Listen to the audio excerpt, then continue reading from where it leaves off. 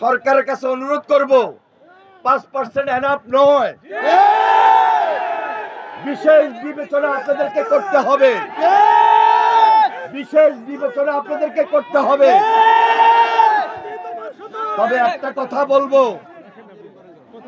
এমন কোন কাজ আপনারা করেন নাই আর এমন কোন কাজও করা যাবে না যেখানে গণমানুষের চলাচলের ক্ষেত্রে অথবা আসা যাওয়ার ক্ষেত্রে রাজপথে এমন কোন পরিস্থিতি সৃষ্টি হয় যে পরিস্থিতির কারণে আমার আপনার সাধারণ মানুষের ক্ষতি যেন না হয়। আমি সেজন্য আপনাদেরকে ধন্যবাদ জানাই, অভিনন্দন জানাই। আজিজি সাহেব, দেলোয়ার হোসেন আজিজি সাহেব গতকালকে বিস্তারিত পার্টির মহাসচিবের সঙ্গে আলোচনা করেছেন, টেলিফোনে ওনার সঙ্গে আমার কথা হয়েছে, আমি এখানে উপস্থিত হয়েছি। আমাদের প্রশিক্ষণ বিষয়ক সম্পাদক এবিএম মোশাররফ হোসেন আমার সঙ্গে উপস্থিত হয়েছেন। আমরা দলের পক্ষ থেকে এসেছি, আপনাদের সঙ্গে আমরা আছি।